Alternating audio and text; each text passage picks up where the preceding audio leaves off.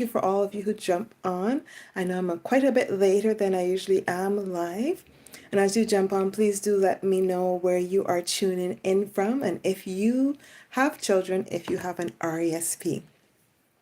So in today's video, this will be week 4 of my series on RESPs and how you can set your child up for success by investing in RESPs. Start early, do what little you can, be as consistent as possible, and you'd be amazed how much you can accumulate and therefore help your child to have their post-secondary education without getting into debt. So today we're tackling about RESP withdrawals. The very first thing, if you're not aware, is that the withdrawal amounts are defined by the subscriber or the owner of the plan.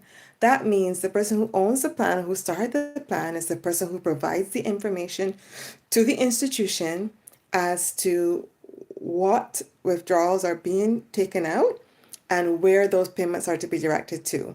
So in my case, for example, my eldest son started college.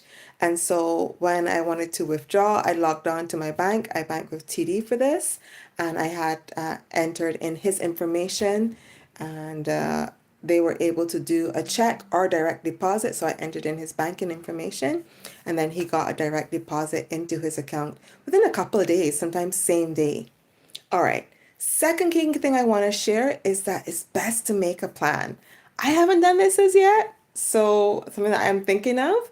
But I think that when your child starts college or post-secondary education, you want to sit down and calculate how much will be needed over the course of their studies and how much you will be taking out of the plan every year to make sure ideally you remove all the funds allocated to that child if it's a family RRSP or if it's an individual RRSP, making sure you're going to remove all the funds from the plan during the time of study. Okay, so now, what happens with withdrawals while your child is in school? First of all, you need to make sure it's a qualifying program. So you can go to the CRA and check to see if it's a qualifying program. Some things that aren't qualifying programs.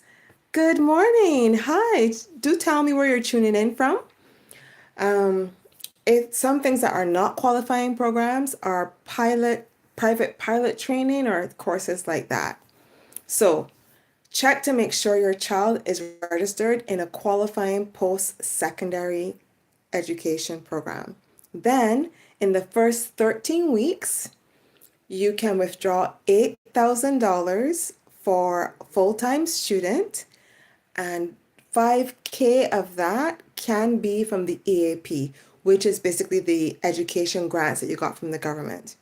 If your student goes part-time, then you can withdraw up to $4,000 in the first 13 weeks of their post-secondary education, and only $2,500 of that can be from the EAP program, which again are the federal government incentives that get added as you contribute.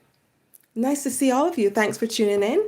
I hope that this video is of value to you. And again, check out the rest of the series. This is week 4. We're talking about withdrawals. If you have any questions around withdrawals from an RESP here in Canada, drop them in the chat and I'll try to answer them during the live. All right. So the key thing as well is that there is some definition about what programs would qualify for the student to receive the AAP. So their definition of, I personally think of full-time versus part-time. So they either have to be in a program that's at least 10 hours of class or work per week, and that is at least 3 weeks in a row, or they're 16 years of age, and again in a post-secondary program that's qualifying, and that's at least 3 consecutive weeks, and not less than 12 hours per month for courses. So I think the first one is like a full-time study, and the second one is part-time. All right. So what happens after the child graduates or if the child doesn't pursue post-secondary education? So you've invested in this program, you got all these great government benefits, and then your son, maybe they get into business and they decide not to do a post-secondary education program. Or maybe after the child graduates, there's still money left in the program. What happens? So first of all, if you have a family program, you can easily transfer the amounts under that person's name to another sibling within the family plan. Or if you have a solo plan, you can still transfer the amounts in that plan to another beneficiary.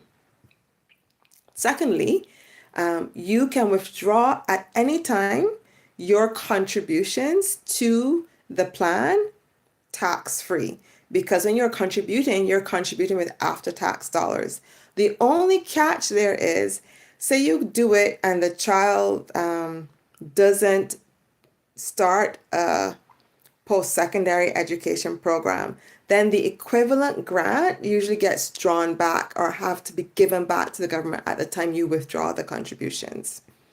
Okay, but the good thing is your contributions can always come out tax-free, regardless of if the student went to post-secondary or not.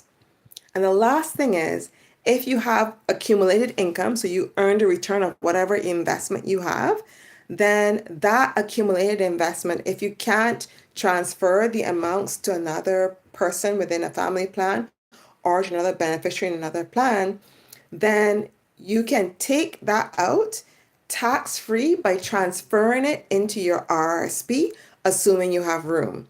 So you transfer it into your RRSP and you'll have no immediate tax penalty, right? This is for the accumulated income portion of the RESP, because you have the contributions, you have the grant, and then you have the income that you earned on both of those things. So if you don't have RRSP room and you don't have another plan to transfer the funds to, and the next thing is that you can withdraw that money out of the plan to yourself, the person who set up the plan, and it would be taxed at your marginal tax rate plus an additional 20%. That's why I say it's really important to have a plan to withdraw all the funds from your RESP during the course of the study, because you want to avoid getting into that penalty situation where you withdraw the money, you withdraw the accumulated income portion, and you pay tax at your marginal rate plus an additional 20%. All right. So with all that in mind, I want to wrap up this video by sharing with you what I think is the best strategy in terms of how to do your withdrawals, assuming your student does complete post-secondary education. For me, you should target first to withdraw the EAP amount to make sure the grant that you got for doing all those contributions is used up and doesn't have to return to the government. Second, after the EAP withdrawals, I would then target the accumulated income while the student is in school. Because again, you're getting all that out to the person you were growing the investment for, and you're avoiding any penalty by getting it caught in your hands. Last but not least, then withdrawing your contributions. Now, if you're not aware, I just want to highlight that when you are withdrawing the EAP and the accumulated income and sending it to the student while they're in university, that counts as taxable income. But the contributions you made are never taxable, be it that you send it to the student or you return it to yourself during that student's course of study or after they're done if there's an amount left over. So that's it. I hope this was informative. Thank you for all those who jumped on and gave me a like and gave me a heart. I welcome any questions or comments you have about the RRSP program. Tune in next week, Monday, for my week 5.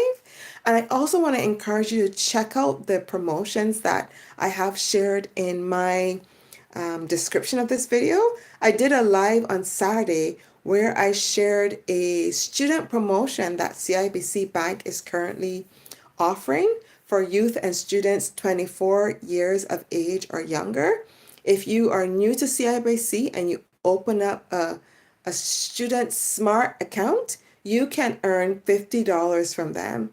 And the bonus I shared in that video is that if you're a student and you're enterprising, CIBC will actually pay you to refer your friends up to $500 a year. So you basically open the account, get your $50, and then share it with your friends to earn a little bit of extra spending money to cover your living expenses, your books, and your supplies. So check out that and some of the other great promotions I share in my show notes with companies that I do business with and therefore am very happy to refer people to. I only refer or share companies I've actually interacted with and therefore have a personal knowledge of. And so you'll see I've shared about CIBC, I shared about PC Financial, love PC Financial, and I've shared also about Wealthsimple. And that's it for tonight. Thank you for tuning in and see you on my Thursdays and Saturday lives and next Monday for week 5 on all about RESPs. Have a great evening.